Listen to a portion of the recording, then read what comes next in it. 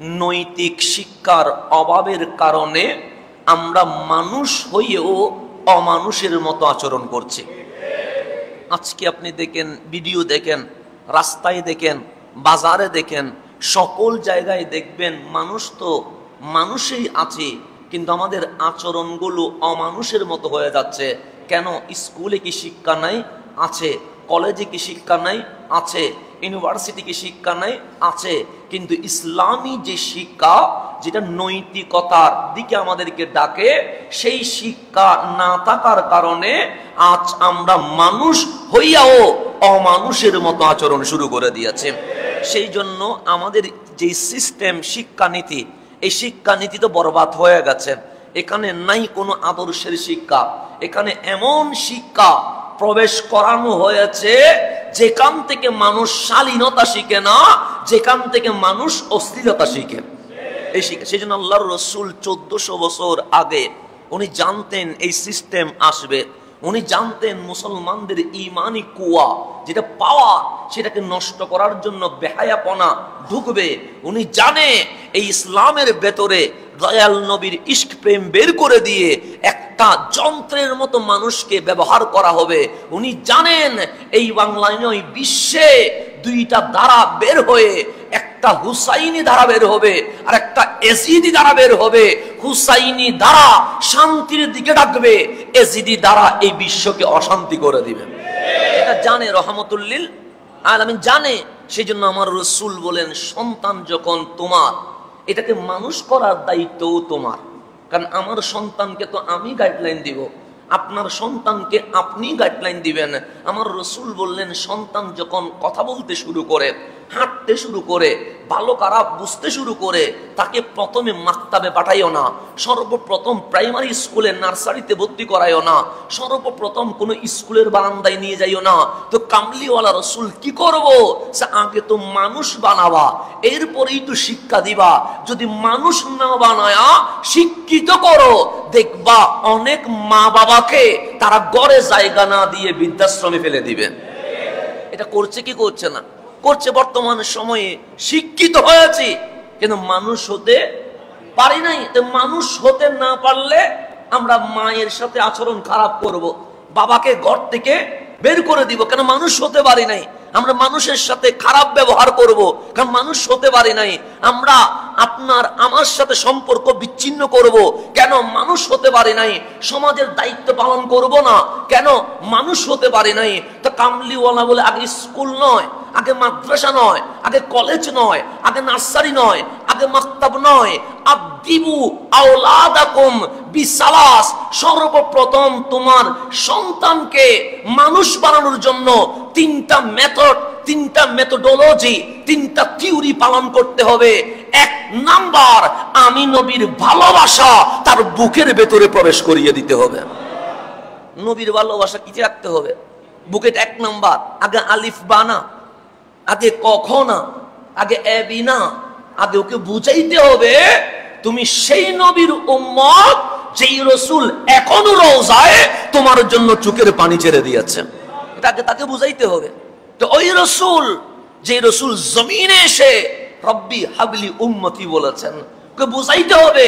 তো ওই রাসূল, যেই রাসূল সাহরাতের বিছানায় মা বাপ বা কোনো বন্ধু, কোনো পরিবারের নাম নেয় নাই, উম্মতি উম্মতি বলে তোমার নাম নিয়েছে, ওকে বুঝাইতে হবে কবর, হাসর, নসরে তোমার আপন যখন কেউ থাকবে না, যিনি আপন হইয়া তোমারে বুকে নিবে, উনি রহমতুল্লিল।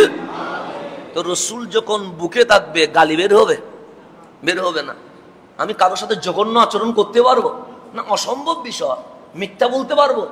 অসম্ভব বিষয়। অন্যায়ের পক্ষে দাঁড়াইতে পারবো? অসম্ভব বিষয়। কারণ রহমতুল্লিল আলামিন এমন একটা জাতের নাম, যাকে বুকে নিলে অন্যায় থাকে না, ন্যায় আসে, মিথ্যা থাকে না, সত্য আসে। যাকে বুকে নিলে অশান্তি মুহূর্তে শান্তি হয়ে যায়। এক নাম্বার। দুই নাম্বার, আমার আহলে বাইতের মোহাব্বত দাও। কেন? আমার আহলে বাইতের মোহাব্বত থাকলে ঈমানে কোনো সমস্যা হবে না। এই দুইটা জিনিস যখন এক হয়ে যাবে, তারপর তাকে মাক্তাবে পাঠায়া কোরআনুল কারীমের শিক্ষা দিয়ে দাও। এরপর তুমি ডাক্তার বানাও, ইঞ্জিনিয়ার বানাও, লয়ার বানাও, জজ ব্যারিস্টার বানাও, এমপি মন্ত্রী হও, কোনো সমস্যা নাই। কেন? এখন তুমি মানুষ হয়ে গেছো, তোমার আচরণ আর অমানুষের মতো থাকবে না। তো ইসলাম এটাকেই বলে। তো বর্তমান এই সময়ে এসে আমার দায়িত্ব কি আমি জানি না, আমার বাস্তবতার আলোকে কিভাবে এগাতে হবে এটা আমি জানি না। তো ইসলাম বলছে একটা মানুষের তিনটা দায়িত্ব রয়েছে। কয়টা দায়িত্ব? তিনটা। এটা আল্লাহ দিয়েছেন। আমাদের রিজিকের জন্য কষ্ট করতে হবে, তা আমাদের দায়িত্ব। এই রিজিক অন্বেষণে চাকরি করা লাগলে চাকরি করতে হবে, ব্যবসা করা লাগলে ব্যবসা করা লাগবে, পেশা কিছু নিতে হলে পেশাদার হতে হবে, এটা আমার দায়িত্ব। এইভাবে করে আমার সমাজকে ভালো রাখা এটা আমার দায়িত্ব। আল্লাহর জমিনে আল্লাহর বিধান কায়েম করা এটা আমার আপনার দায়িত্ব। কথা ঠিক না? এটাকে অবহেলা করার কোনো সুযোগ নাই। আল্লাহ নিজে ভালো হওয়া এটা পছন্দ করে না, নিজেও ভালো হতে হবে, আবার অন্যকেও ভালো পথে রাখতে হবে। যেমন আমি নামাজ পড়ি, আল্লাহ বলেন হ্যাঁ এটা ভালো, কিন্তু তুমি যখন নামাজ পড়ো তোমার বন্ধু যদি সিনেমায় থাকে তাহলে তোমার আদর্শে সে আদর্শিত হতে পারে নাই, তার মানে তোমার নামাজ রহমানের দরবারে কবুল হচ্ছে না। তুমি কোরআন পড়ো আর অন্যজন অশ্লীল ভিডিও দেখে, তার মানে তোমার আদর্শ ও আদর্শিত হতে পারে নাই। তাহলে এই নিজে ভালো হওয়া এটা ঠিক, কিন্তু অন্যকেও ভালো করা লাগবে, এটার নাম সমাজ। সেই জন্য আল্লাহ কোরআনের মধ্যে বলছেন ওয়াল আসরি, আসরের কসম। এই সূরাটা খুবই ছোট, কিন্তু ইমাম শাফি বলছেন কোরআন যদি হারিয়ে যায়, ইসলাম যদি হারিয়ে যায়, আর যদি কোরআনের কোনো পৃষ্ঠা না থাকে, এখন আপনি চাচ্ছেন এই পৃথিবীতে ইসলাম কায়েম করবেন, ইমাম শাফি বলে যদি শুধু একটা সূরা সূরাতুল আসর যদি থেকে যায়, একটা সূরা দিয়ে আবার নতুন করে বিশ্বে ইসলাম কায়েম করা যাবে। শুধু একটা সূরা, এর নাম সূরাতুল আসর। ইমাম শাফি বলছে, আমি বলি একটা সূরা কত ছোট, আমরা ব্যস্ত হলে দ্রুত নামাজ পড়ার জন্য এটাকে ইউজ করি। যেমন জুমাতে এই যে বৃষ্টি পড়ছে বা গরম বেড়ে গেছে, আমরা দ্রুত করার জন্য সূরা আসরকে কি করি? ইউজ করি, কারণ তাড়াতাড়ি নামাজ শেষ করব। কিন্তু এর ভিতরে আল্লাহ বিশাল তাফসীর দিয়া আমাদেরকে জানিয়ে দিয়েছেন তোমার জীবনের মূল মাকসাদ কি হতে পারে। আল্লাহ বলছেন ওয়াল আসরি, আসরের কসম। মালিক ওয়াল ফজরি বলতা সে বলা যায়, ওয়াজ জোহরে বলতা সে বলা যায়, ওয়াল মাগরিবি বলতা সে বলা যায়, ওয়াল এশায়ে বলতা সে বলা যায়, কিন্তু আমি যেটা বোঝাতে চাচ্ছি সেটা ওয়াল ফজরেতে নাই, এটা ওয়াজ জোহরেতে নাই, এটা ওয়াল মাগরিবে নাই, এটা ওয়াল এশায়ে নাই, এটা ওয়াল আসরের ভেতরে আছে। মালিক বুঝি নাই। আল্লাহ বলে আসর কারে বলে? আমরা বলি দিন শেষ রাত শুরু, এটাকে আসর বলে। আলো শেষ অন্ধকার শুরু, এটাকে আসর বলে। আল্লাহ বলে এটাই তো বুঝাইতে যাচ্ছে ওয়াল আসরি, আসরের কসম। বান্দা দুনিয়ার হায়াতকে অনেক রং তামাশা মনে হবে, চকচক মনে হবে, আলোকিত মনে হবে। ওয়াল আসরি, আসরের দিকে খেয়াল কর। সূর্য তো উঠে, সূর্য ডুবে গেলে অন্ধকার শুরু হয়ে যায়। তোর হায়াত শেষ হতে দেরি কবরের অন্ধকার শুরু হয়ে যাবে। ওয়াল আসরি,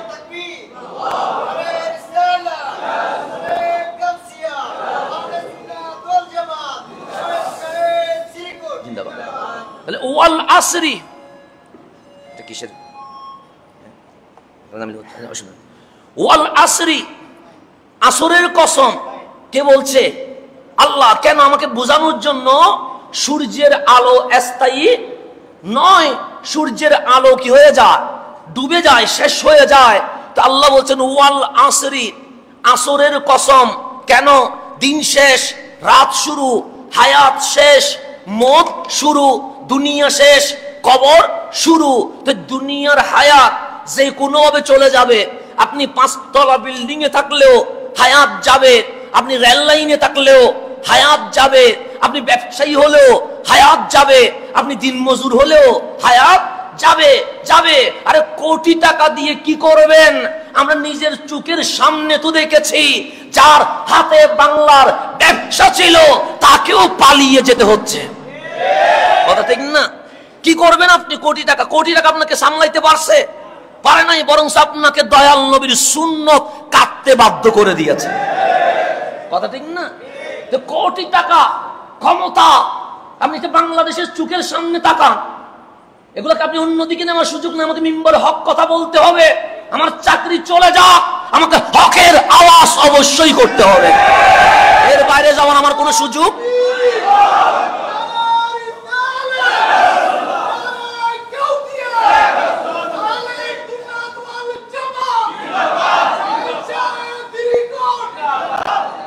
এর বাইরে যাওয়ার আমার কোনো সুযোগ নাই। বাস জীবন রিস্ক। আর হুসাইনি হলে যদি জান দেওয়ার স্বপ্ন দেখতে না পারে, হুসাইনি হওয়ার দরকারই নাই আমার। বাস হুসাইনিকে নাম দিয়ে হুসাইনি হয়ে কি করবেন? দরকার নাই আপনার হুসাইনির। হুসাইনি হতে হলে আপনাকে হকের কথা বলতে হবে। শুধু আপনি এই মিম্বরে দাঁড়াইয়ে হক করলে হবে না, আপনাকে এজিদিদার মানুষের সামনেও গিয়ে দয়াল নবীর পক্ষের আওয়াজ তুলতে হবে। এখন আসলে সামনের দিকে যে আপনি টাকা দিয়ে কি করবেন? টাকা ছিল, স্যার অনেকেই বলেছে, কিন্তু ওই স্যার যারা বলেছে তারা আবার হাতে ক্ষমতার রদ বদলে হ্যান্ডকেপ পরায়া চুরকে যেভাবে টানে সেইভাবে টানতে দেরি করে না। কথা ঠিক না? তাই আপনি কি দেখেন টাকার ক্ষমতা বাঁচাইতে পারে নাই, পুলিশের ক্ষমতা বাঁচাইতে পারে নাই, র্যাবের ক্ষমতা বাঁচাইতে পারে নাই। তাহলে ক্ষমতা মানুষকে বাঁচাইতে পারে না। মাওলা আপনাকে চোখের সামনে দেখাচ্ছে প্র্যাকটিক্যাল। আল্লাহ বলে ফেরাউনের জামানা দেখতে হবে না, নমরুদের জামানা দেখতে হবে না, আবু জাহেল আবু লাহাবের জামানা দেখতে হবে না, এজিদের জামানা দেখতে হবে না। আর এই জামানাটা তো দেখো, যাদের কোটি কোটি টাকা, যাদের হাতে বাংলার ভবিষ্যৎ, যাদের হাতে বিজনেস, যাদের হাতে শেয়ার বাজার, মুহূর্তে 45 মিনিটের বদলে দেখেন কোটিপতি। আবার যেই কোটিপতি জীবনে কখনো হাতেও নাই, তাকে পালাতে গিয়ে কত দূর কষ্ট করতে হচ্ছে। তাহলে মালিক আপনাকে বোঝাচ্ছে এই দুনিয়ার সম্পদ, এই দুনিয়ার ক্ষমতা, এই দুনিয়ার টাকা, এই দুনিয়ায় মানুষের বাহবা নেওয়া, এগুলো মানুষকে বাঁচাইতে পারে না। সেজন্য মালিক একটাই বলেছে, ভয় যদি করতে হয় মাওলারে করো। আর হুসাইনের গর্দান তো কেটেছে, কিন্তু হুসাইন মুছে যায় নাই, আজকেও আছে, কিয়ামত পর্যন্ত থাকবে। জান্নাতে আমার হুসাইনের বাদশাহী চলতে থাকবে। তাহলে হকের পক্ষে বলতে গেলে গর্দান তো যাবে, গর্দান যাবে, মানতে হবে, যাবে গর্দান। কিন্তু এই হুসাইন ডুবে যাবে না। অনেকে ডুবে যাবে, অনেকে মুছে যাবে, অনেকে এই পৃথিবীর ইতিহাসের রদ বদলে হারিয়ে যাবে, নামও মনে রাখতে পারবেন না। তাহলে এই আল্লাহ ওয়াল আসরি, সুন্দর দেখলে, আলো দেখলে মনে করিও না জীবনটা বড় চকমক করবে, জীবনটা বড় আলোকিত হবে। ওয়াল আসরি, বেশি যখন আলো উঠবে মনে করবে জীবনে অন্ধকার নেমে আসবে। এটার নাম আসর। অন্ধকার আসবে, বিপদ আসবে, তোমার জীবনে অনেক প্রকার ষড়যন্ত্রের সম্মুখীন হতে হবে। তো ইন্নাল ইনসানা লাফি খুসরিন, প্রত্যেক মানুষ লসের ভিতরে আছে, ক্ষতির ভিতরে আছে। সেই জন্য আপনি যদি বলেন মন্ত্রী, মনে করলেন লসের ভিতরে নাই, কিন্তু দেখেন এখন চোখের সামনেও দেখছেন লসের ভিতরে আছে। এমপি, আপনি মনে করলেন না জীবনটা তো অনেক ভালো, আমি যদি হতে পারতাম, আগে পরে তো পুলিশ থাকতো, কিন্তু এখন অনেকেই বলছে কোটিপতি হওয়ার স্বাদ মিটে গেছে। অনেকেই বলতেছেন, এখন আমি বলতেছেন, অনেকেই বলতেছেন, লিখতেছেন ফেসবুকে, হ্যাঁ ফেসবুকে লিখতেছেন অনেকে যে স্বাদ কি হয়ে গেছে, মিটে গেছে। কেন? যে অবস্থা দেখতে পাচ্ছি এই অবস্থা আমার জীবনেও আসতে পারে। তাহলে মানুষ এখন স্বাদ মিটে গেছে কেন? দেখতে পাচ্ছে, চোখের মধ্যে এটা চকমক মনে হয়েছে, এটাকে আলো মনে হয়েছে, কিন্তু এই আলোর পরে যে বেজ্জুতি আছে এটা ওটার চেয়ে আরো জঘন্য। কথা ঠিক না? স্বাদ মিটে যাচ্ছে। তাহলে একটু গভীরভাবে যদি খেয়াল করেন, আপনারা যদি দেখেন আল্লাহ ইন্নাল ইনসানা লাফি খুসরিন, তুমি রিকশাওয়ালা হয়েছে বিদায় তুমি লসের মধ্যে আছো এটা মনে করিও না। তুমি দিন মজুর হয়েছো বিদায় তুমি লসের মধ্যে আছো এটা মনে করিও না। তুমি এটাও মনে না কো, সে রাষ্ট্রপতি হোক, প্রধানমন্ত্রী হোক, সে এমপি হোক, মন্ত্রী হোক, সে যেটাই হোক, উপদেষ্টা হোক, যেটাই হোক, তার জীবনে একটা লস আছে। ইল্লাল্লাযিনা আমানু ওয়া আমিলুস সলিহাত ওয়া তাওয়াসাউ বিল হাক্কি ওয়া তাওয়াসাউ বিস সাবরি, যার জীবনে চারটা কোয়ালিটি আছে সে কখনো লস করতে পারে না, সে লাভ করতে পারে। এক নাম্বার যে ঈমান এনেছে, দুই নাম্বার যে ভালো আমল করেছে। ঈমান আর ভালো আমল করলে হবে না, না, ওয়া তাওয়াসাউ বিল হক, তুমি যখন হক চিনে গেছো, তুমি চিনেছো ইসলাম হক, তুমি চিনেছো কোরআন হক, তুমি চিনেছো রাসূল হক, তুমি চিনেছো সাহাবী রাসূল হক, তুমি চিনেছো আহলে বাইত রাসূল হক, তুমি চিনেছো আহলে সুন্নাত ওয়াল জামাত হক। হক যখন চিনে গেছো, ওয়া তাওয়াসাউ বিল হক্কি, একলা হকের উপর তাকিও না, এই হক প্রচারের জন্য তোমাকে মাঠে ময়দানে নামতে হবে, মাঠে ময়দানে নামতে হবে। ওয়া তাওয়াসাউ বিল হক, তোমরা পরস্পর হকের দাওয়াত দাও, হকের আওয়াজ করো। তুমি মসজিদে আসার সময় আরেকজনকে নিয়ে আসো, তুমি কোরআন পড়ার জন্য সময় আরেকজনকে কোরআন পড়াও, তুমি ইসলামের দাওয়াত দেওয়ার সময় আরেকজনকে ইসলামের দাওয়াত দাও। তুমি নিজে মদ পান করো না, অন্য কেউ মদ পান করলে সেখানে বাধা দাও। তুমি নিজে প্যাকেজ করো না, ড্যান্স করো না, অন্য কেউ করলে সেখানে দাঁড়িয়ে যাও, প্রতিবাদ করো। তো ওয়া তাওয়াসাউ বিস সাবরি, যখন হকের আওয়াজ তুলবা বিপদ আসবে, মুসিবত আসবে, মাইক তো খাওয়া লাগতে পারে। ওয়া তাওয়াসাউ বিস সাবরি, আল্লাহ বলে তখন ধৈর্য ধারণ করো, ধৈর্য ধারণ করো। কারণ হক বললেই মাইর খাওয়া, বুবার কোনো শত্রু নাই। বুবার কোনো শত্রু আছে নাই। আমরা যখন হকের আওয়াজ করব না তখন আমরা বুবা, আমরা যখন সত্য বলবো না আমরা কি বুবা, আমরা যখন মানুষকে ন্যায়ের পক্ষে বলবো না আমরা বুবা। তো বুবার কোনো কি আছে, শত্রু আছে নাই। আচ্ছা, ওয়া তাওয়াসাউ বিল হক, জবান যখন খুলবে অন্যায়ের বিরুদ্ধে তোমার উপর মুসিবত আসবেই আসবে। ওয়া তাওয়াসাউ বিস সাবরি, তখন পিছনে চলে যাইও না, তখন তুমি নিজেকে নিয়ে সীমা লঙ্ঘনের দিকে চলে যাইও না, তখন নিজে আফসোস করিও না, ধৈর্য ধারণ করো। দুনিয়াতে মুসিবত আসলেও আমি মালিক তোমাকে জান্নাতুল ফেরদৌস দিয়ে কুল মাখলুকাতের সামনে বিজয় ঘোষণা করে দেব। আমাদের মসজিদের যেহেতু কাজ চলছে আপনারা জানেন, আপনারা যে যতটুকু পারেন সহযোগিতার হাত বাড়ায়া দেন। তাহলে সূরা আসরের মাধ্যমে আল্লাহ আমাদেরকে একলা নয়, নিজেকে ভালো হওয়া নয়, সমাজকেও কি করতে হবে, ভালো করতে হবে। অন্যায় যারা করে সংখ্যা কম, কিন্তু ন্যায়ের পক্ষে প্রতিবাদ কম থাকে বিদায় অন্যায় যারা করে ওরা ভালো মানুষের উপর চেপে বসে যায়। সবাই যখন আওয়াজ করে দেখবেন তখন অন্যায় পালিয়ে যায়। কথা ঠিক না? ন্যায়ের পক্ষে কথা বলতে আল্লাহ যেন আমাদেরকে ন্যায়ের পক্ষে কথা বলার তৌফিক যেন নসিব করে। সর্বপ্রথম আমাকে ঠিক হইতে হবে, আমি ঠিক না হইয়া মানুষকে ঠিক করার কোনো সুযোগ। সেই জন্য আল্লাহ বলছেন, আল্লাহুম্মা আইন্না আলা যিকরিকা ওয়া শুকরিকা ওয়া হুসনি ইবাদাতিকা। দোয়া করো, কি দোয়া করব? সে মালিক রে বলো, মালিক আমাকে একটু সাহায্য করো না। তখন আল্লাহ বলছে কিসে সাহায্য করব? তখন বলছে আলা যিকরিকা, আমি যেন দুনিয়ামুখী না হই, আমি যেন কোনো মানুষমুখী না হইয়া তুমি মাওলার জিকির যেন করতে পারি। ও শুকরিকা, তুমি যে নিয়ামত দিয়েছ এই শুকরিয়া যেন আদায় করতে পারি। ও হুসনি ইবাদাতিকা, তোমার ইবাদত যেন সুন্দরভাবে করতে পারি। তুমি সাহায্য না করলে আমি জীবনে তা বাস্তবায়ন করতে পারবো না। তো আল্লাহ বলেন দোয়া করলে আমি দোয়া কবুল করি, দোয়া করলে আমি এটা দিতে হবে। আচ্ছা ঠিক আছে, দোয়া করলে আমি আল্লাহ দোয়া কবুল করি। এরপর আল্লাহ বলছেন তুমি যখন নিজে ভালো হয়েছ তখন তোমার ডিউটি বেড়ে গেছে। তুমি যখন নামাজ পড়ছো তোমার ডিউটি বেড়ে গেছে। তুমি যখন রোজা রাখছো তোমার ডিউটি বেড়ে গেছে। কেন?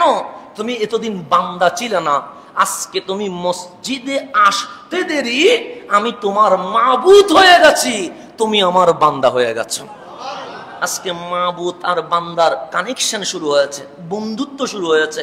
বন্ধুত্ব করতে হবে কার সাথে? আল্লাহর সাথে। আল্লাহর সাথে বন্ধুত্ব করা যায়, কারণ আল্লাহর চেয়ে ভালো বন্ধু আর কোথাও খুঁজে পাওয়া যাবে না। কারণ যিনি বিপদে আপনার সাথী উনি তো আল্লাহ, যিনি আপনার কথা শুনেন উনি তো আল্লাহ। আপনি যেটা আপনার ওয়াইফকে বলতে পারেন না, আপনি যেটা আপনার স্ত্রীকে বলতে পারেন না, আপনি যেটা কাউরে বলতে পারেন না, তখন আপনি রাতের অন্ধকারে যাই নামাজে বসে যাকে বলতে পারেন উনি তো আল্লাহ। কথা ঠিক না? আল্লাহকে বলা যায় কি যায় না? সব কথা বলা যায়, যা মনের ভিতর আছে বলেন, দেখবেন যে মনের ভিতরে একটা এহসাস, শান্তি লাগে। আপনি রাতের অন্ধকারে জায়নামাজে বসেন, সিজদাতে যান, সুবহানা রাব্বিয়াল আলা বলেন, মালিকের কিছু জিকির করেন, ওই সিজদায় অবনত হইয়া আপনি বলবেন আমার আল্লাহ আমার শাহী রগের আরো কাছে আছেন, আমার আল্লাহ আমার শাহী রগের আরো কাছে আছে। কারণ আল্লাহ বলতেছেন আমি আছি, আমার বান্দার ডাকলে আমি উত্তর দেই। শাহী রগের কাছে কেন আসলেন আল্লাহ? আল্লাহ বলতেছেন আমি কোথায়? শাহী রগের আরো কাছে। কোরআনে আছে না নাই? আছে। তো আল্লাহ শাহী রগের কাছে কেন আসলেন? 10 হাত দূরে থাকতেন পারতেন তো, 10 হাত দূরে, অথবা আধা মাইল দূরে থাকতেন পারতেন তো, নাকি? তা আমার আল্লাহ বলছে আমি তোমার শাহী রগেরও কাছে আছি। মালিক এত কাছে কেন আসলা? আল্লাহ বলে প্রতিদিন কতজনরে ডাকিস তার কোনো হিসাব নাই। কখনো মারে ডাকিস, কখনো বাবারে ডাকিস, কখনো সন্তানরে ডাকিস, আমি তোর শাহী রগের কাছে। এই কারণে কখনো যদি আমারে ডাকিস উত্তর দিতে যেন দেরি না হয়। কারণ আমরা তো আল্লাহরে ডাকি ভুলে বলতে, যখন বিপদে পড়ি তখন। বিপদ চলে গেলে কি আর আল্লাহরে ডাকা হয়নি? না না, সবগুলো যখন ঠিক হয়ে যায় তখন আর আল্লাহকে ডাকার সময় হয় না, ভুলে যাই আমরা, এটা স্বাভাবিক বিষয়। তো আল্লাহ বলে আমি শাহী রগের কাছে কেন জানিস? কারণ আমি জানি তুই বিপদে পড়লে যখন কাউরে পাবি না তখন আমি আল্লাহরে তো পাবি। আল্লাহ জানে, সেজন্য আল্লাহ নিজেও কোরআন এগুলো বলতেছেন, বারবার করে বলতেছেন, বিপদে বললে তোরা আমারে ডাকিস, বিপদ চলে গেলে আমারে ডাকিস না। আমি দেখছি নিজের চোখে, আমার নিজের চোখে সাক্ষী। কারণ আমরা দাওয়াতি কাজে যখন যাই, কখনো আমাদেরকে স্টিমারে উঠতে হয়, স্পিড বোর্ডে উঠতে হয়, কখনো আমাদেরকে গাড়িতে উঠতে হয়। তো যখন ওই শরীয়তপুর বা ওইদিকে যখন যাবেন তখন দেখবেন ওখানে অনেক বিধর্মীরা ওঠে। কারো ধর্মে আঘাত দেওয়া আমার উদ্দেশ্য না, প্রত্যেকে আপন ধর্ম পালন করুক। আমি একটা দাবি সবখানে জানাই, যার যার মতাদর্শ শেষে স্বাধীন বাংলায় পালন করবে। আমার মসজিদে আপনি ডিস্টার্ব করবেন না, আপনার মসজিদে আমি ডিস্টার্ব করব না। কথা ঠিক আছে না? এটাই হচ্ছে মূল কথা।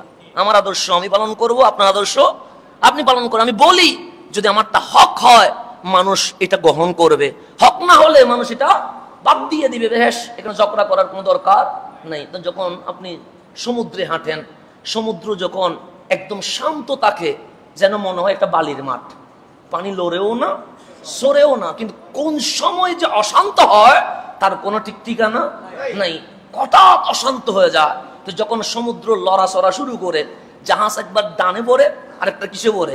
বামে। আপনারা যারা সমুদ্রে যান বেশি খেয়াল করে দেখবেন, সমুদ্র উত্তাল হলে জাহাজ যখন ডানে আর বামে করে, সেখানে বৌদ্ধও থাকে, হিন্দুও থাকে, নাস্তিকও থাকে। কারো মুখে রাম, শ্রীকৃষ্ণ, গৌতম এগুলো শুনবেন না, দেখবেন অটোমেটিক মাওলার জিকির শুরু করে দেয়, সে যে ধর্মের হোক। এবং আমাদেরকে বলে ও যে আজান দেন, এটা কি দেন?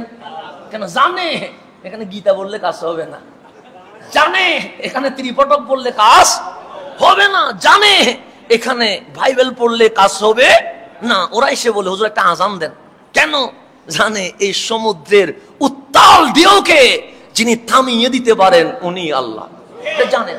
কিন্তু এখন সমুদ্র উত্তাল করছে, আমরা আপনারা কান্নাকাটি করছি, কেউ আজান দিচ্ছে, কেউ কালিমা পড়ছে, কেউ মওলার জিকির করছে, কেউ মোনাজাত করছে।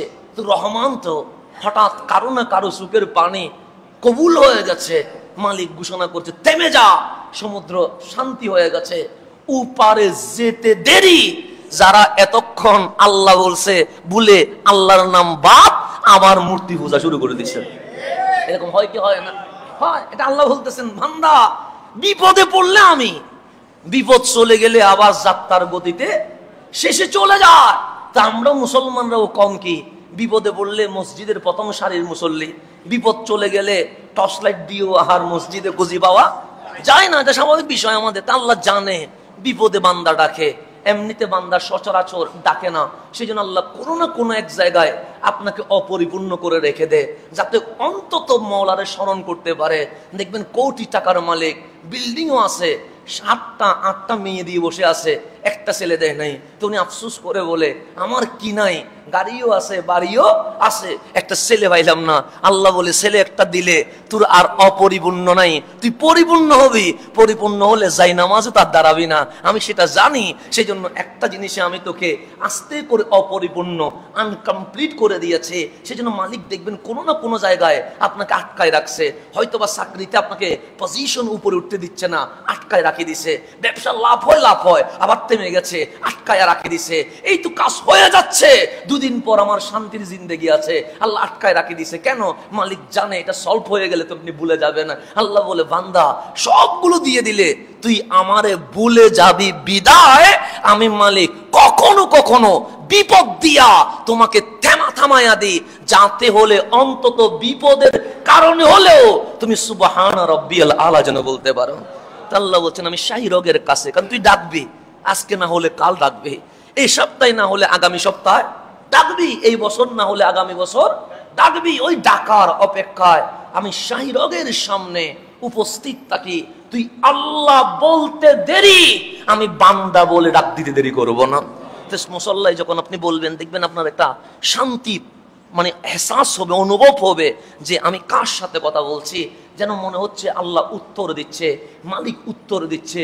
কেউ কেউ শুনতে পায় আর কেউ কেউ শুনতে পায়। এটা কানের সমস্যা, এটা আমার কলবের সমস্যা, এটা আমার নিজেকে গঠন করার সমস্যা। সেজন্য কেউ শুনে মালিকের কথা আর কেউ শুনতে পায় না। এটা তার আমার আপনার তকদিরের বিষয় আর কি। আল্লাহ এটা কোরআনেও বলছেন তকদিরের বিষয়। কারণ তোমার তাকদির চমকাইতে পারো নাই বিদায় তুমি শুনতে পারো নাই। আর ইমাম আজম আবু হানিফা রাদিয়াল্লাহু তাআলা আন, উনি সিজদা দিলেই মাওলার কুদরতি আওয়াজ শুনতে পাইতেন। উনি এত ডিপলি ঢুকে যাইতেন, উনি সূরা ফাতিহা বলতেই ওনার অনেকক্ষণ সময় চলে যাইতো। সেই জন্য ইমাম আবু হানিফার জীবনীতে লেখা আছে, উনি সূরা ফাতিহা ফার্সি ভাষায় পড়তেন। কি ভাষায়? ফার্সি ভাষায় পড়তেন। এটা পরে আবার উনি রুজু করছেন। প্রথম মাসআলা ছিল উনি ট্রান্সলেট করে পড়তেন। কেন? সূরা ফাতিহায় ঢুকলে ওই আলহামদুলিল্লাহ বলতে ওখানে যে ঢুকে গেছে, রহমানের সাথে বান্দার যে প্রেম শুরু হয়ে গেছে, ঘন্টা চলে যাচ্ছে, সূরা ফাতিহা উনি শেষ করতে পারছেন না। এর ভিতরে চলে গেছে, গভীরতার ভিতরে চলে গেছে। উনি বললেন, এইরকম যদি আমি নামাজ পড়ি, শুধু আলহামদুর ভিতরে যদি ঢুকে যায়, আমার নামাজ কি হচ্ছে না, শেষ হচ্ছে না। পরে উনি এটাকে ট্রান্সলেট করে পড়ছেন, কিন্তু পরে গিয়ে উনি বলছেন না, এরকম পড়া কি নাই, জায়েজ নাই। উনি রুজু করছেন, কিন্তু উনি কন্ট্রোল করতে পারতেন না। কোরআন পড়লে উনি যেন মাওলার কুদরতি জবাব খুঁজে পেয়ে যেতেন ডাইরেক্ট। এনার জীবনীতে লেখা আছে এগুলা। এখন আসেন, আল্লাহ বলছেন তোমার সমাজে দায়িত্ব আছে কি? যে তাআওয়ানু আলাল বিররি ওয়াত তাকওয়া, ভালো কাজে পরহেজগারিতে পরস্পর সহযোগিতা করবা। ওয়ালা তাআওয়ানু আলাল ইসমি ওয়াল উদওয়ান, গুনাহ এবং সীমা লঙ্ঘনে কখনো সহযোগিতা করবা না। কেন? ওয়াত্তাকুল্লাহ, ভয় দুনিয়াকে করিও না।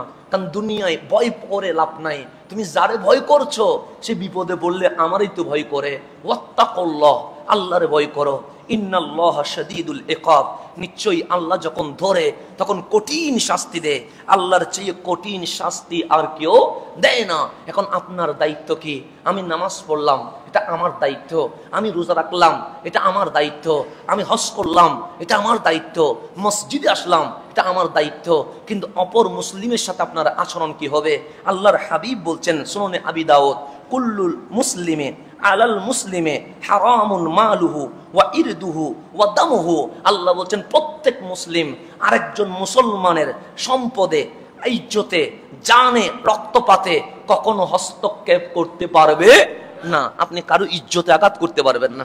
আমরা অনেক সময় মস্কারি করে, ঠাট্টা করে মানুষকে নিয়ে কি করি? অনেক সময় তাকে ছোট করার জন্য চেষ্টা করি। অনেক কথা বলি কি বলি না? বলি। আল্লাহ রসুল বলেন প্রত্যেক মুসলিম আরেকজন মুসলমানের সম্পদে, ইজ্জতে, জানে কখনো হস্তক্ষেপ করতে পারবে না। তার উপর বলছেন হাসবু ইমরি মিনাশ শাররি, তুমি সবচেয়ে খারাপ হওয়ার জন্য যথেষ্ট হচ্ছে আইয়াহকিরা আখাহুল মুসলিম, তোমার ভাই কোন মুসলমানের ভাই, কোন মুসলমান ভাইকে তুচ্ছ করা, ইজ্জতে আঘাত করা, এটাই হচ্ছে তুমি সবচেয়ে খারাপ। এটা বোঝার জন্য এটাই যথেষ্ট। কারো ইজ্জতে আঘাত করলে আমি যে খারাপ, এটা বোঝার জন্য কি হাস মানে যথেষ্ট, আর বাইরে যেতে হবে না। আমি যদি আপনাকে নিয়ে কটাক্ষ করি, আমি যদি আপনার ইজ্জতে আঘাত করি, আমি যদি আপনাকে নিয়ে হাসাহাসি করি, আমি যদি সবার সামনে আপনাকে বেইজ্জত করি, আমার হাত দিয়ে থাপ্পড় দিতে হবে না, পা দিয়ে লাথি দিতে হবে না, ছুরি দিয়ে কুবাইতে হবে না, আপনার কোনো ক্ষতি করা লাগবে না। আল্লাহর নবী বলছেন এটাই যথেষ্ট, তুমি সবচেয়ে খারাপ ব্যক্তি, তোমার চেয়ে খারাপ এই জমিনে আর কেউ নাই। এরপর কোরআন বলছেন সূরা তাওবার মধ্যে, ওয়াল মুমিনুনা ওয়াল মুমিনাতু বাদুহুম আউলিয়াউ বাদিন। বন্ধু যদি চিনতে চাও, আল্লাহ বলছে আমি চিনাইয়া দে, মুমিন পুরুষ আরেকজন পুরুষের বেস্ট ফ্রেন্ড, ওয়াল মুমিনাত মুমিন নারী আরেকজন মুমিন নারীর বন্ধু, তার চেয়ে আপন আর কেউ হতে পারে না। তো বন্ধু যখন বন্ধু হয় তখন কি করে? ইয়ামুরুনা বিল মারুফ, তারা ভালো কাজের আদেশ দেয়, ওয়া ইয়ানহাউনা আনিল মুনকার, তারা খারাপ কাজে বাধা দেয়, ওয়া ইউকিমুনাস সালাহ, শুধু নিজে নামাজ পড়ে না, পুরো জাতিকে নিয়ে নামাজ কায়েম করে, ওয়া ইউতুনাজ যাকাত, তারা যাকাত নিজেও দেয়, অন্যকেও দেওয়ার জন্য উৎসাহিত করে। তারপর বলছে ওয়া ইউতিউনাল্লাহ ওয়া রাসূলাহু, তারা দুনিয়াতে কোন ব্যক্তির তাবেদার হয় না, তারা শুধুমাত্র আল্লাহ এবং আল্লাহর রাসূলকে অনুসরণ করে। এই আল্লাহ এবং কি আল্লাহর রাসূল, দুইটা কথা মনে রাখবেন। ইউতিউনা, তারা অনুসরণ করে আল্লাহ, আল্লাহ, ওয়া রাসূলাহু, এবং আল্লাহর রাসূলের। তাহলে আমাদের দায়িত্ব কি?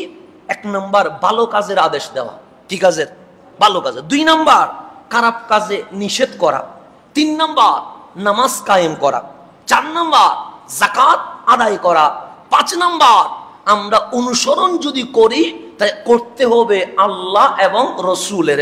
এই 5টা কোয়ালিটি যখন আসবে, আল্লাহ বলছেন উলাইকা সাইয়ারহামুহুমুল্লাহ, ও চিরে হাবিব তাদেরকে জানায়া দেন আমি আল্লাহ তাদেরকে রহমত দিয়ে ধন্য করে ফেলবো। ও চিরে, সাইয়ার সিন মানে ও চিরে, সাইয়ারহামুহুমুল্লাহ, আমি আল্লাহ তাদের উপর রহমত করব। তাহলে প্রথম একটু বিপদ আসবে, এটা আল্লাহর কথা। বিপদ আসবে যখন আমি নামাজ কায়েম করব, বিপদ আসবে। আমি যখন খারাপ কাজে বাধা দিব, বিপদ আসবে। আমি যখন ভালো কাজের আদেশ দিব, বিপদ আসবে। আমি যখন আল্লাহ এবং রাসূলের অনুসরণের কথা বলতে গিয়ে যখন দুনিয়াবি এই ল, এই আইন, এই সংবিধানের বিরোধিতা করব, তখন বিপদ আসবে। বিপদ না আসলে আপনি যে হকে আছেন এটার কোনো প্রমাণ মিলবে না। বিপদ আসবে। আল্লাহ বলছে সাইয়ারহামুহুমুল্লাহ, বিপদের পর সূর্য তুলবো, মেঘ সরে যাবে। এই যে এখন বৃষ্টি হচ্ছে, মেঘে আসমান অন্ধকার হয়ে গেছে, কথা ঠিক না? কিন্তু এই কি বৃষ্টি কি স্থায়ী হবে না? সূর্য আবার উঠবে কি উঠবে না? উঠবে। আল্লাহ বলছে তুমি যখন হকের আওয়াজ তুলবা তখন আকাশ মেঘালয় হয়ে যাবে, অন্ধকার হয়ে যাবে, তোমার জীবনে বিপদ আসবে। তোমাকে যারা অনুসরণ করে, ফলো করে, তাদের জীবনে বিপদ আসবে। তখন তুমি সঙ্গী চিনবা। যেমন বিপদে বললে বোঝা যায় কে আপন আর কে পর, কথা ঠিক না? যখন আমি বিপদে পড়ে যাই তখন এমনও দেখি যাদের জন্য জান দিয়ে প্রাণ দিয়ে কষ্ট করেছি, সর্বপ্রথম বিরোধিতার তালিকায় তারা 1 নম্বরে থাকে। এটা আমি দেখেছি, এটা আমি বাস্তব সাক্ষী। কারণ আমার এই 5 বছরে অনেক শিক্ষা হয়েছে, আলহামদুলিল্লাহ। শিক্ষার কোনো কি নেই, শেষ নাই, শেষ নাই, শিক্ষার কোনো শেষ নাই। তো এই শিক্ষাতে অনেক কিছু শিক্ষা হয়ে যায়। আপন চিনতে আমরা ভুল করি। আমি অনেক আপন দেখেছি যাদের জন্য আমি করেছি, দেখি আমার বিপদের বেলায় ওনারা আস্তে করে কি হয়ে যায়, সরে যায়। মানুষ ইউজ করতে চেষ্টা করে, কিন্তু মানুষ সবসময় ইউজ করতে চেষ্টা করে। আমি নিজেই দেখেছি, আমি অন্যায় যেখানে, আমি অন্যায়ের বিপক্ষে দাঁড়াই। আমি কোনো এমুক দলের অমুক দলের না, অন্যায় দেখেছি তো অন্যায়ের কথা বলবো, ন্যায় দেখেছি তো ন্যায়ের কথা বলবো। কিন্তু এই অন্যায় ন্যায়ের কথা বলতে গিয়ে আমি দেখেছি আপন মানুষ কি হয়ে যায়, পর হয়ে যায়। আল্লাহ হচ্ছে সাইয়ারহামুহুমুল্লাহ, বিপদ আসবে।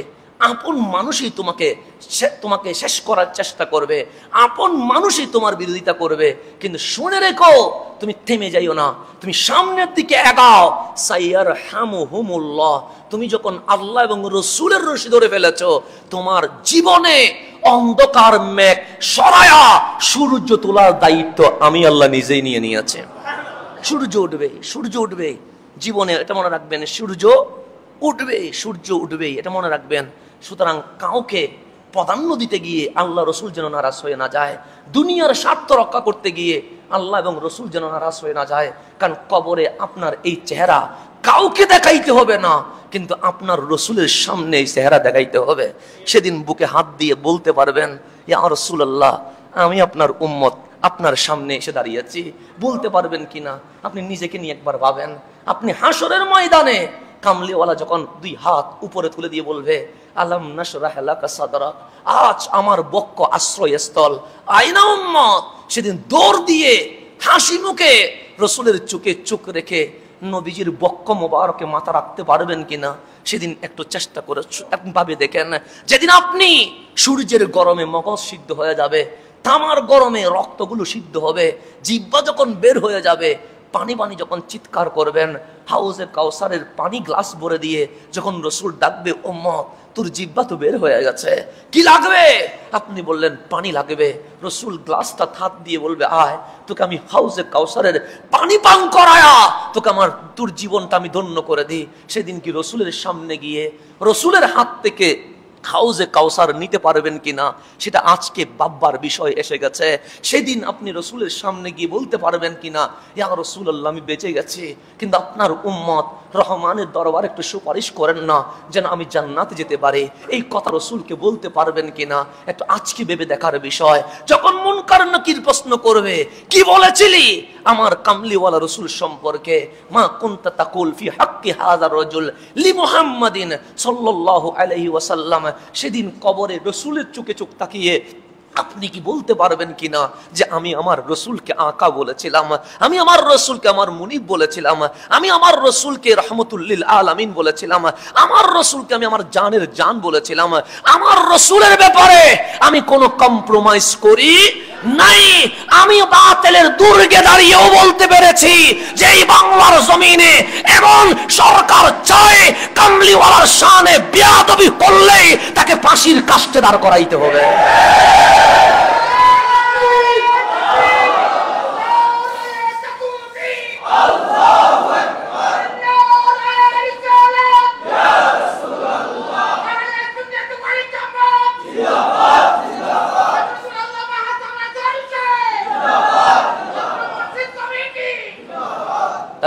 এই জিনিসগুলো বলতে পারবেন কিনা সেটা আমাদেরকে দেখতে হবে। আপনি বলতে পারবেন কিনা?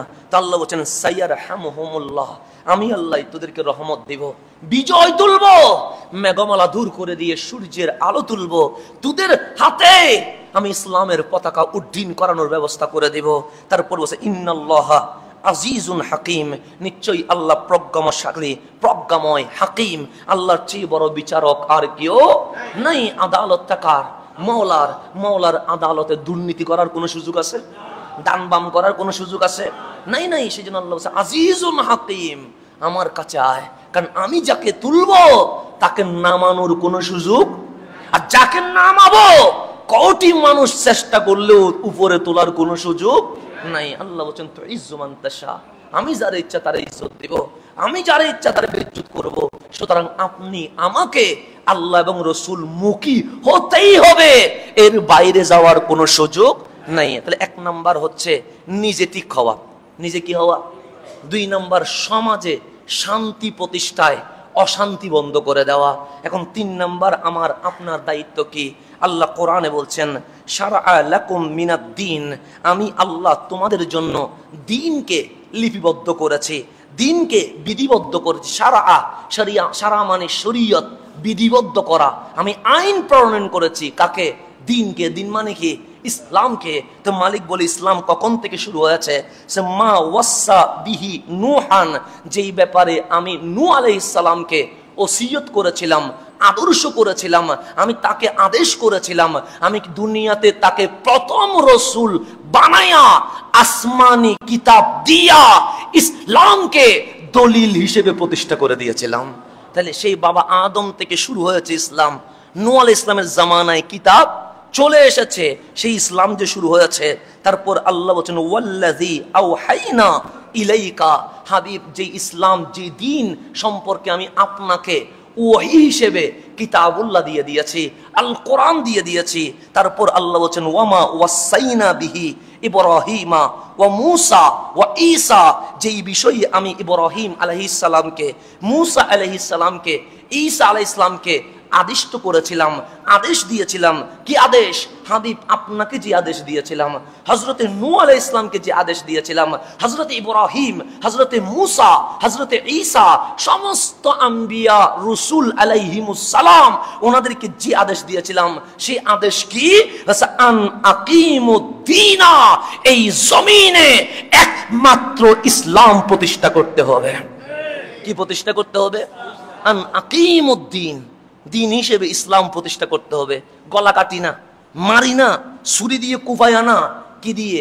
ভালোবাসা দিয়ে কোরআনের নূর প্রতিষ্ঠা করতে হবে, দাওয়াত দিতে হবে। আন আকিমুদ্দিন, তোমাকে দিন প্রতিষ্ঠা করতে হবে।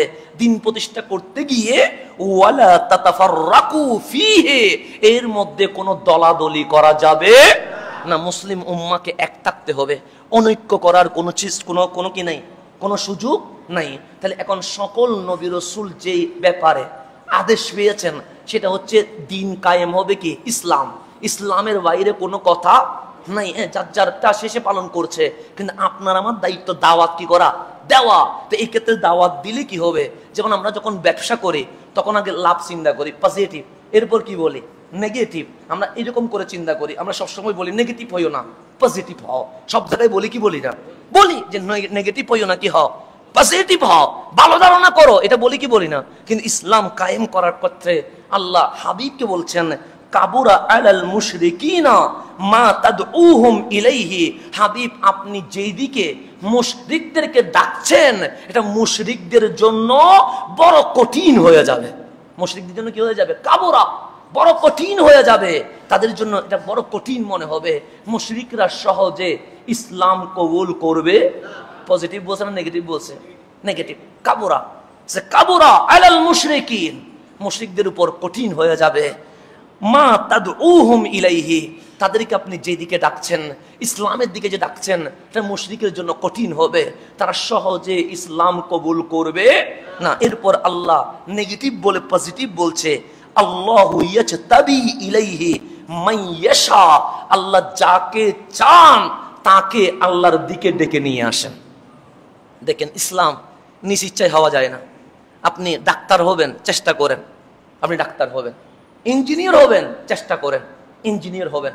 ব্যবসায়ী হবেন, লেগে থাকেন, ব্যবসা করবেন। এমপি করবেন, সারাদিন সমাজে সময় দেন, একদিন একদিন এমপি চেয়ারম্যান হবেন। চেষ্টা করলে হওয়া যায়, কিন্তু আল্লাহ বলে চেষ্টা করলে মুসলমান হওয়া যায় না। আল্লাহু ইয়াজতাবি ইলাইহি মান ইয়াশা, আল্লাহ যারে চান তাকে কাছে টেনে আনেন। ওয়া ইয়াহদি ইলাইহি মান ইউনিব, যে আল্লাহর দিকে আসতে চায় মাওলা তাকে হেদায়েত নসিব করেন। তাহলে আপনি যে মসজিদে আসছেন, আপনি নিজে আসেন নাই, মাওলা বলে আমি যাকে চাই তাকে কাছে টেনে নিয়ে আসি, কাছে টেনে নিয়ে আসি। তাহলে ইসলাম আমার ইচ্ছাই হবে না, আমার ইচ্ছে হচ্ছে দাওয়াত দেওয়া, কিন্তু আপনি আসবেন কি আসবেন না ইচ্ছাটা কার? আল্লাহ। সেজন্য আমার ব্যাপার ইয়াজতাবি, ইয়াজতাবি মানে আমি নির্বাচিত করে নিয়ে আসি। সেজন্য আল্লাহর নবীর ব্যাপারে ইস্তাফা, আমাদের ব্যাপারে ইজতাবা। ইস্তাফা মানে যেখানে কোনো পরামর্শ নাই, যাচাই বাছাই নাই। আমার হাবিবকে আমি আল্লাহ বিনা শর্তে ভালোবাসি, এটার নাম হচ্ছে মুস্তাফা। এটার নাম কি? মুস্তাফা। আর ইজতাবি মানে আমি আল্লাহ তাকে যাচাই বাছাই করছি। কলফটা যখন ভালো লাগছে, আমি মালিক তাকে সাইয়ের দোকানে রাখি নাই, তার মনটা মসজিদের দিকে ফিরায়া তাকে আমি মুসল্লি হিসেবে কবুল করে ফেলেছে। তাহলে এক নাম্বার কাবুরা আলাল মুশরিকিন, ইসলামের দাওয়াত দিতে গেলে মুশরিকদের কাছে কি মনে হবে? কঠিন মনে হবে, আমাকে তার শত্রু মনে হবে, তার মনে হবে তাকে মেরে ফেললে মনে হয় ইসলামের নূর কি হয়ে যাবে? বন্ধ হয়ে যাবে। এরপর বলছেন ওয়ামা তাফাররাকু ইল্লা মিন বাদি মা জাআহুমুল ইলম। মা জাআহুমুল ইলম মানে যাদের কাছে এলম এসেছে, এলম মানে আসমানি কিতাব এসেছে, কিন্তু তাদেরকে দেখা যায় মা তাফাররাকু, তারা কি হয়ে গেছে? পৃথক হয়ে গেছে, দলাদলি করছে। আল্লাহ মা তাফাররাকু, তারা পৃথক হয় নাই, ইল্লা, তবে হ্যাঁ, মিন বাদি মা জাআহুমুল ইলমু, ইলম আসার পর, নলেজ আসার পর, জ্ঞান আসার পর, হক বাতিল চিনার পরে তারা কি হয়ে গেছে? পৃথক হয়ে গেছে। কেন? বলছে বাগিয়াম বাইনাহুম, তারা পৃথক হয়েছে একটা কারণ, সেটা হচ্ছে তাদের ভেতরে বিদ্বেষ আছে। কি আছে? বিদ্বেষ। মানে আহলে কিতাব দলাদলি করছে কিসের কারণে? বিদ্বেষের কারণে। ইগো প্রবলেম, যেটাকে আমরা বলি। কি প্রবলেম? Ego problem. আমাকে ডাকে নাই কেন? আমাকে বলে নাই কেন? আমাকে কেন ডাকছে না? আমাকে কেন নেতা মানে নাই? আমাকে কেন চেয়ারম্যান দেয় নাই? আমাকে কেন মহাসচিব দেয় নাই? এইগুলোর কারণে ইগো প্রবলেম। কি বলা হয় এগুলাকে? ইগো প্রবলেম, বিদ্বেষের কারণে। আল্লাহ বলছেন ওয়ামা তাফাররাকু ইল্লা মিন বাদি মা জাআহুমুল ইলমু বাগিয়াম বাইনাহুম, ইলম আসার পরেও তারা পৃথক হয়েছে। কেন জানো? বাস বাগিয়াম বাইনাহুম, তাদের মাঝে বিদ্বেষ আছে। একজন আরেকজনকে কি করতে পারে না? সহ্য করতে পারে না। একজন আরেকজনকে দেখলে তেলে বেগুনে জ্বলে উঠে। তাদের মধ্যে এক আল্লাহ এবং রসুল নাই, তাদের মধ্যে হিংসা আছে, ইগো প্রবলেম আছে। এটা কে বলছেন? আল্লাহ। হাবিব, এরাও আপনার কথায় ঈমান আনবে না। এরাও আপনার কথায়, তাহলে মুশরিকও আনবে না, ইহুদিও আনবে না, খ্রিস্টানও আনবে না। সব নেগেটিভ, সব নেগেটিভ। আল্লাহ বলছে ওয়ালাউলা কালিমাতুন সাবাকাত মির রাব্বিকা ইলা আজালিম মুসাম্মা, নির্দিষ্ট কাল পর্যন্ত আমি আল্লাহ যদি অবকাশ না দিতাম, মানে হাসরের ময়দানে যদি বিচারের ফয়সালা না করতাম, লাকুদিয়া বাইনাহুম, তাদের মাঝে আমি আল্লাহ এখনই বিচার করে দিতাম। তারা যে মতপার্থক্য করছে এটার বিচার এখন করতাম, কিন্তু আমি তো একটা কি করে রাখছি? একটা হাসর করে রাখছি। তারপর বলছেন তাদের বিরোধের কারণে। কাদের? আহলে ইলম, যাদের কাছে কি আছে? আসমানি কিতাবের ইলম আছে, সেটা হোক তাওরাত, সেটা হোক ইনজিল, সেটা হোক কোরআন। এই আহলে ইলম যারা আছে তাদের মধ্যে পৃথক হওয়ার কারণে কি হইছে? যে ইন্নাল্লাযীনা উরিসুল কিতাবা মিন বাদিহিম, পরবর্তী জেনারেশন যারা কিতাবের উত্তরসূরি হয়েছে, সে লাফি শাক্কিম মিনহু মুরিব, তারা ওদের দলাদলির কারণে এই জেনারেশনটা একটা বিভ্রান্তিকর সন্দেহের মধ্যে প্রবেশ করেছে। তাহলে আজকে আমরা উপরের জেনারেশন কি করার কারণে, মতবিরোধ করার কারণে আমরাও জেনারেশন কি হয়ে গেছে? বিশাল সন্দেহের ভিতরে আছি। সেজন্য যারা স্কুল, কলেজ, ইউনিভার্সিটিতে আছে, ওরা আমাদেরকে বলে হুজুর দাড়ি আছে আপনাদের, টুপি আছে আপনাদের, জুব্বা আছে আপনাদের, কোরআনও এক, ইসলামও এক, রসুলও এক, এত দলাদলি করেন কেন? এই প্রশ্নটা করে কি করে না? করে। তাহলে এই জেনারেশন কিসের মধ্যে আছে? বিভ্রান্তির মধ্যে আছে, বিশাল বিভ্রান্তি। সে বল দেখতেছেন এইদিকেও ইসলামী খেলাফতের কথা বলে, এদিকেও ইসলামী খেলাফতের কথা বলে, এদিকেও আল্লাহর কথা বলে, এদিকেও আল্লাহর কথা বলে, এদিকেও দেখতে দাড়ি টুপি জুব্বা, এদিকেও দেখতে দাড়ি টুপি জুব্বা। এটাও কোরআনের আয়াত বলছে, এটাও কোরআনের আয়াত বলছে, এটাও বুখারী নোট করছে, এটাও বুখারী নোট করছে। যুব সমাজ বিভ্রান্তির মধ্যে পড়ে বলছে দলাদলি হলো কেন? তখন আমরা উত্তর আর দিতে না পেরে চুপ থাকি, ওদেরকে বুঝাইতে পারছি না এই দলাদলি আজকে হয় নাই, এই দলাদলি মসজিদে নববী থেকে শুরু হয়েছে। একদিকে মুনাফিক চলে গেছে, আরেকদিকে আমার রসুলের সাহাবী চলে গেছে। এটা তো আমি ওদেরকে বুঝাইতে পারতেছি না, কেন? ওদের এই জেনারেশন। তাহলে ওই মতবিরোধের কারণে এই জেনারেশন কি হয়ে গেছে? মতবিরোধ করছে, সন্দেহের মধ্যে আছে। ওরা বুঝতেছে না কোনটা হক, ওরা বুঝতেছে না কোনটা বাতিল, ওরা বুঝতেছে না কার দিকে যাওয়া উচিত, ওরা বুঝতেছে না কার দিকে না যাওয়া উচিত, ওরা বুঝতেছে না কোনটার দিকে গেলে আমি রহমান রে পাবো আর কোনটার দিকে গেলে রহমান নারাজ হয়ে যাবে। এই বিভ্রান্তিকর একটা সন্দেহের ভিতরে তারা কি হয়েছে? প্রবেশ করেছে। এখন তাই বলে কি দাওয়াত বন্ধ করে দিব? এখন মুশরিকও দাওয়াত কবুল করবে না। কে বলতেছেন? আল্লাহ। কাবরা, ওদের জন্য কঠিন হয়ে যাবে। আবার আহলে ইলম, যাদেরকে আল্লাহ ইলম দিয়েছে, তারা বিদ্বেষের কারণে, হিংসার কারণে কি করবে? মতবিরোধ করবে। ওদের মতবিরোধের কারণে পরবর্তী জেনারেশন বিশাল সন্দেহের ভিতরে চলে যাবে, একটা পরিবেশ বিভ্রান্তকর হয়ে যাবে। আজকের যে পরিবেশ আপনি দেখতে পাচ্ছেন, ডানে দেখলে আগুন মনে হয়, বামে দেখলেও আগুন মনে হয়, সামনে দেখলেও আগুন মনে হয়, পিছনে দেখলেও আগুন মনে হয়। আপনি একটা বিশাল বিভ্রান্তকর পরিবেশের মধ্যে চলে গেছেন। আপনি কোনো কিছুতে নাই, কিন্তু এরপরও রাত্রে ঘুম আসছে না। যদি ডাকাত চলে আসে, যদি কোনো বাসের শত্রু গড়টা জ্বালায়া দেয়, এরকম একটা বিভ্রান্তিকর পরিবেশের মধ্যে চলে গেছেন। তো আল্লাহ দাওয়াত বন্ধ করে দিব? আল্লাহ বলে না, ফালিজালিকা ফাদউ, এই বিভ্রান্তি হচ্ছে বিদায় হাবিব আপনাকে দাওয়াত দিতে হবে। আপনি রুকে যাবেন না, দাওয়াতি কাজ কি করতে হবে? ফালিযালিকা ফাদউ, মুশরিকের জন্য কঠিন হবে, আহলে ইলম ঈমান আনবে না, এরপরও আপনি দাওয়াতি কাজ কি করেন? চালায় যান। ফালিযালিকা ফাদউ, আপনি দাওয়াত দেন, আপনি মঞ্চে যান, আপনি ইহুদির বাড়িতে যান, আপনি খ্রিস্টানের সমাজে যান, আপনি মূর্তি পূজা যেখানে করে ওই এলাকায়ও যাবেন। কেন? ফালিযালিকা ফাদউ, আপনি দাওয়াত দিবেন যেন আমরা বলতে পারি মালিক দাওয়াত দিয়েছিলাম, দাওয়াত দেওয়া আমার দায়িত্ব ছিল, শোনা তার দায়িত্ব, কিন্তু সে কবুল করে নাই, আমি বেঁচে গেছি। ফালিযালিকা ফাদউ, তুমি দাওয়াত দাও। তাহলে দাওয়াত দেওয়ার মধ্যে কোনো প্রকার কি করা যাবে না, কমতি করা যাবে না। সে যেই হোক আপনাকে কি করতে হবে? দাওয়াত দিতে। দাওয়াত কি গালি দিয়ে দিবেন? না। লাথি দিয়ে দিবেন? না না, দাওয়াত দেওয়ার একটা সিস্টেম আছে না? নাই, আছে। আমি গৌসুল আজম মসজিদে যেভাবে কথা বলছি, এটা আমি অন্য জায়গায় পরিবেশ বুঝে আমি এইভাবে কথা বলবো না। আমি তখন হাসি মুখ দিয়ে তাকে ইসলামের জন্য, হাবিবের প্রেমের জন্য যেভাবে বললে সে শুনতে বাধ্য হবে, আমি সেইভাবে তাকে শোনাতে বাধ্য। কথা ঠিক না? দাওয়াতি কাজের মধ্যে কি আছে? সিস্টেম আছে। আমি ইহুদির সাথে কিভাবে কথা বলবো, আমার ইসলাম আমাকে গাইডলাইন দিয়েছেন। আমি খ্রিস্টানের সাথে কিভাবে কথা বলবো, ইসলাম আমাকে গাইডলাইন দিয়েছে। আমি একজন হিন্দুর সাথে কিভাবে কথা বলবো, ইসলাম আমাকে গাইডলাইন দিয়েছে। আমাদের ভেতরে মত পার্থক্য যারা করে তাদের সাথে আমরা কিভাবে কথা বলবো, এটারও একটা কি আছে? গাইডলাইন আছে। তারপর বলছে ওয়াস্তাকিম কামা উমিরতু, হাবিব কামা উমিরতা ওয়াস্তাকিম, আপনি সুদৃঢ় থাকেন, ইস্তেকামত থাকেন, দুনিয়া উল্টে যান।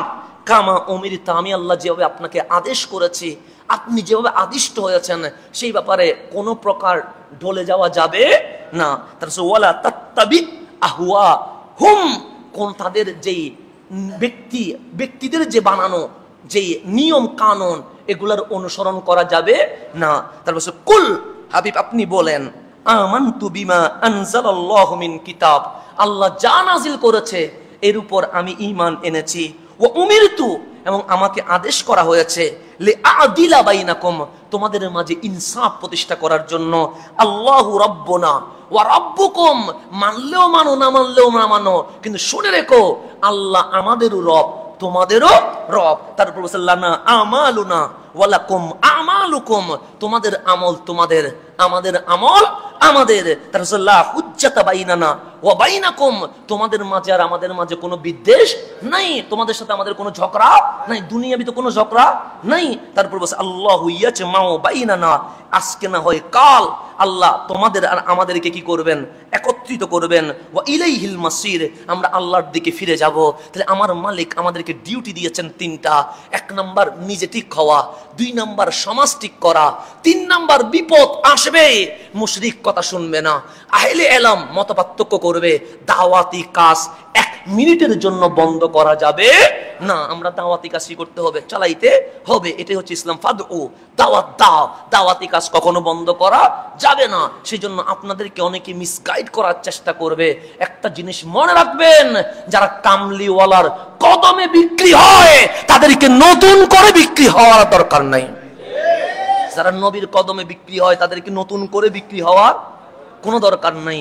সুতরাং এই দেশীয় স্বার্থে যখন কোনো মঞ্চে দেখবেন তখন বুঝবেন এখানে কোনো স্বার্থের জন্য নয়, এখানে দেশের জন্য আমরা যাই, আমরা হকের জন্য আমরা যাই, আমরা দেশ, আমরা ফাদউ, আল্লাহ বলেছেন দাওয়াত দিতে হবে, এই দাওয়াতের জন্য আমরা যাই। এটা আপনাদেরকে বুঝতে হবে। এই দেশের একটা আওয়াজ আপনাদেরকে তুলতে হবে। এই স্বাধীন দেশে আন্দোলন হয়েছে বৈষম্য মুক্ত। কি মুক্ত? বৈষম্য মুক্ত আন্দোলনের পর যদি বৈষম্য দেখা যায়, এই আন্দোলনের কোনো সার্থকতা আছে? নাই, কোনো সার্থকতা নাই। আমরা চেয়েছিলাম কি বৈষম্য মুক্ত, কিন্তু বৈষম্য বিরোধী। তো বৈষম্য মুক্ত আন্দোলনের পর যদি বৈষম্য দেখা যায়, তাহলে এই আন্দোলনের কোনো কি নাই, সার্থকতা নাই।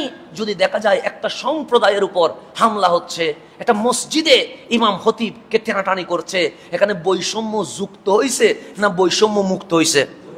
যুক্ত হয়েছে। সেই কারণে আমাদেরকে এক টেবিলে বসে এটাই শিওর করতে হবে, যার যার মতাদর্শ সেই সেই পালন করবে।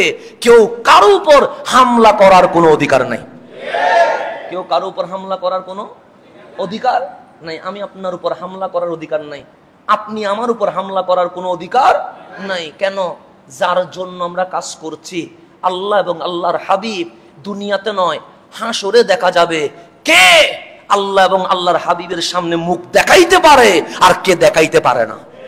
এটা ইনশাআল্লাহ সেদিন দেখা হবে, আজকে না, সেদিন দেখা হবে ইনশাআল্লাহ। কে দেখাইতে পারে আর কে দেখাইতে পারে না। দুনিয়াতে ঝগড়া করিয়েন না, দুনিয়াতে কাজ করেন। আল্লাহ যেন আমাদেরকে সঠিক ইসলামের দাওয়াত মানুষকে পৌঁছানোর তৌফিক নসিব করে।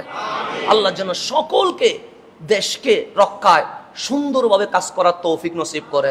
আমরা যে আলোচনা করেছি, আল্লাহ যেন এই আলোচনা নিজ আগে আমাকে আমল করার, এরপর আপনাদেরকে আমল করার তৌফিক নসিব করে।